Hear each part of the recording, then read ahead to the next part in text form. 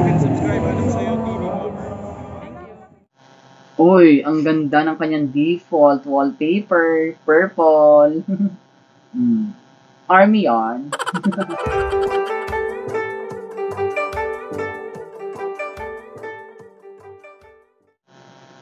Annyeonghaseyo mga kaanyong! Welcome to my channel, Anong Sayo TV.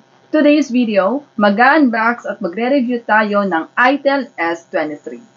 Trending na trending ito ngayon mga kaanyong sa Shopee kasi napakamura niya. Napakamura, affordable, and yes, talaga namang sulit na sulit sa specs niya. So, unbox na natin mga kaanyong. Ayan.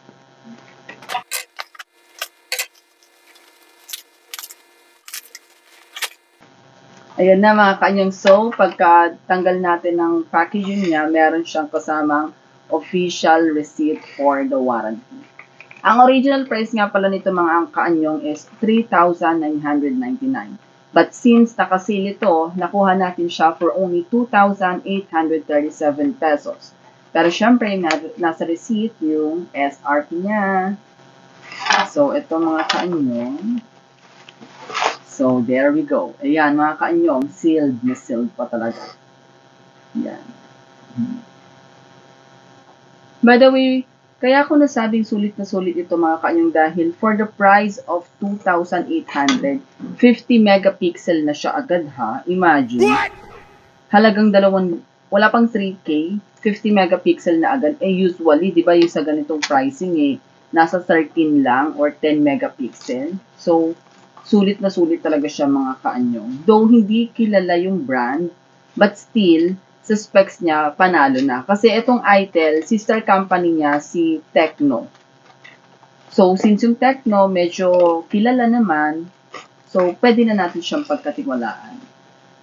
So, ito mga kaanyong. Meron nga pala siyang 12 months warranty. Siyempre, as usual, ganoon naman lagi sa mga brand new.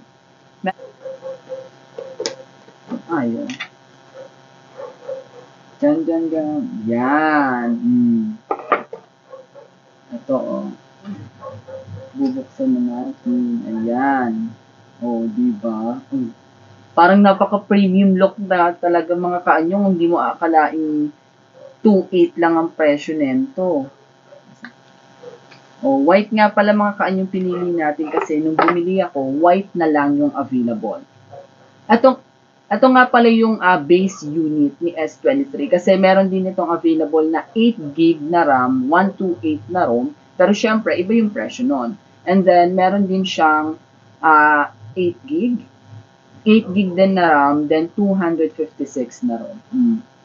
Napaka-premium look mga kaanyong. Tingnan nyo yung likod, oh, lumalaban, 28. Diba? Syempre, yung unit. Then, ano pang mga inclusions niya? What's inside the box? Siyempre, ang warranty card.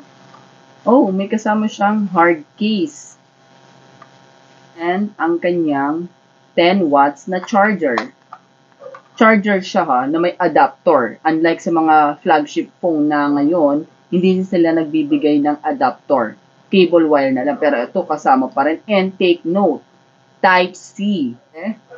May earphone, di ba? And syempre, ang SIM ejector pin. Nasa plug. By the way, mga kaanyong, ito yung kanyang specs. So, for the network, 4G lang siya, mga kaanyong. Pero for the price of below 3,000, mag-e-expect ka pa ba ng 5G? Syempre, hindi na, di ba?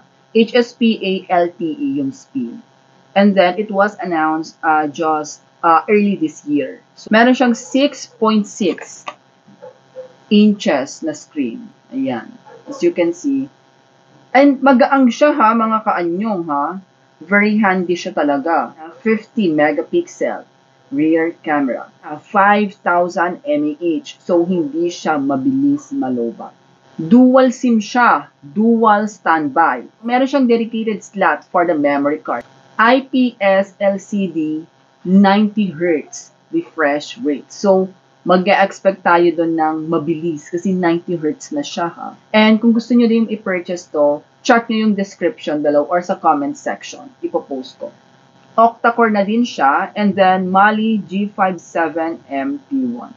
So, not so gaming phone, but still, I believe pwede pa rin siya. Internal niya, 4GB 128 yung aking binili. Meron din siyang available na 8GB 128, 8GB 256. Then, loudspeaker, of course.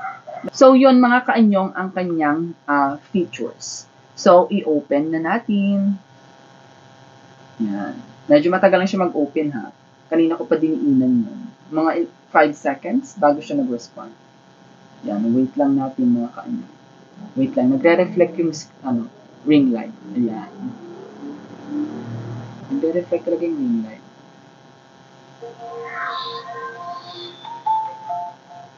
May sound! Narinig niyo. Uy, ang ganda ng kanyang default wallpaper, purple. Army on. Check na natin yung kanyang camera.